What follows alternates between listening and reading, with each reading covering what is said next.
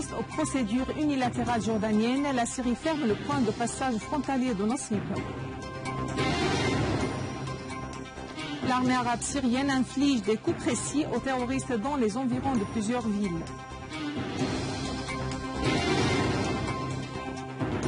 L'agression contre le Yémen se poursuit pour la deuxième semaine avec un bilan lourd de victimes.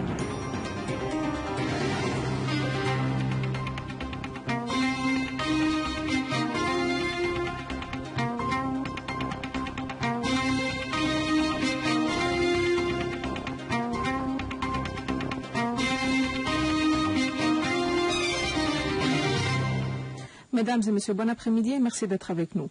Une source haut placée au ministère des Affaires étrangères et des expatriés a indiqué que le gouvernement de la République arabe syrienne avait décidé de fermer le poste frontalier de Nasib à partir d'aujourd'hui, le 2 avril 2015, en riposte aux mesures unilatérales adoptées hier par le régime jordanien.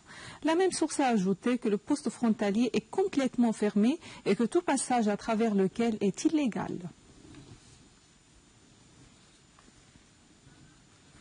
Une source militaire avait indiqué que des unités de l'armée arabe syrienne opérant à proximité du poste frontalier de Nasib avaient mené une nouvelle opération de redéploiement militaire dans de nouveaux points de contrôle militaire conformément au plan adopté après que le côté jordanien ait fermé le poste et déployé des forces militaires.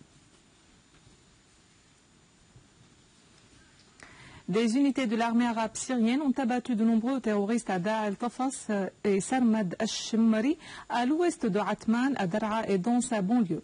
L'armée a également détruit des entrepôts d'armes dans cette localité dans la banlieue de Daraa ainsi qu'à Mashara dans la banlieue d'Al-Qunaytira. Dans la banlieue de Homs, des unités de l'armée arabe syrienne ont détruit des caches des terroristes dans sept villages. D'autres unités de l'armée ont neutralisé plusieurs terroristes de Front al-Nusra et des soi-disant brigades de Homs et brigades d'Al-Farouk dans le village de Kissin et dans les fermes ouest d'Al-Rastak. En outre, les groupes de la défense populaire ont tué de nombreux terroristes dans la zone de Panorama sur la route de Deir Zor al-Mayadine. Le gouvernement tunisien a appelé la mission diplomatique syrienne à retourner au siège de son travail à Tunis après la suspension de son action diplomatique depuis plus de 3 ans à la suite de l'accès du mouvement Al-Nahda allié des frères musulmans au pouvoir. À noter que le gouvernement tunisien avait annoncé son souhait de rouvrir son consulat à Damas en signe de confirmation des relations historiques entre les deux pays.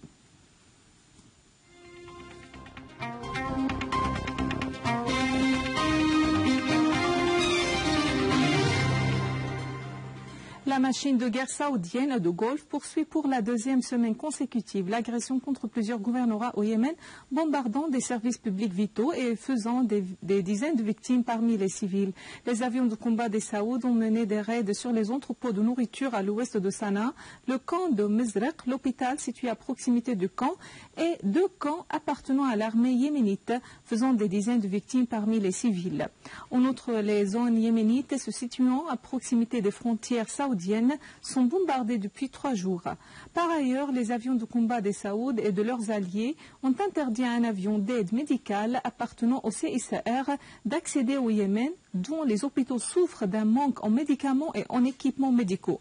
Dans le même contexte, l'armée yéménite et les commissions populaires ont avancé dans la ville d'Aden, le gouvernorat de Mareb au nord-est du pays et en direction du gouvernorat de Chaboua. À noter que d'imposantes manifestations ont été organisées dans plusieurs villes yéménites pour condamner l'agression et réclamer l'ouverture d'une enquête internationale sur l'agression contre le Yémen.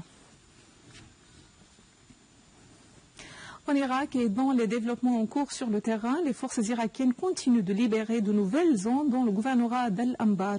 L'autoroute au nord d'Al-Ramadi a été également dominée par les forces irakiennes.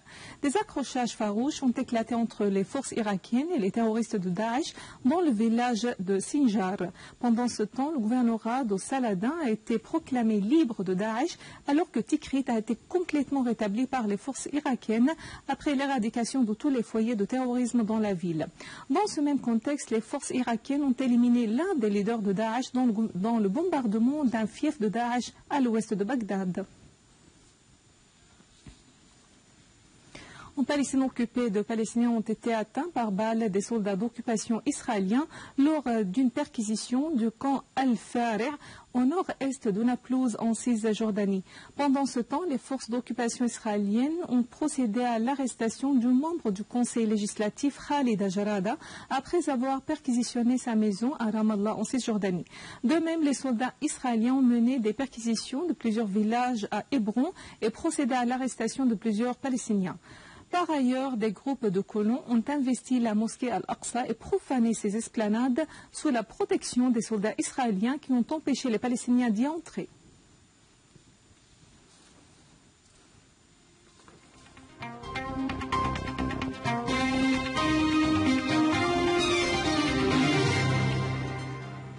Le court-métrage syrien Ballon d'espoir, scénario et réalisation de Mayar Al-Nouri, a obtenu le deuxième prix au Festival annuel du cinéma Prestige aux États-Unis. Le film est de la production de l'Office national du cinéma 2014. Il traite de la société syrienne et de la simplicité qui caractérise ces liens. On achève ainsi notre journal. Voici un rappel des principaux titres. En riposte aux procédures unilatérales jordaniennes, la Syrie ferme le point de passage frontalier de Nosib. L'armée arabe syrienne inflige des coups précis aux terroristes dans les environs de plusieurs villes. L'agression contre le Yémen se poursuit pour la deuxième semaine avec un bilan lourd de victimes. Mesdames et messieurs, c'est la fin de notre édition. Pour la revoir, visitez notre site web syriaonline.sy. Merci à vous, merci à toute l'équipe. Au revoir.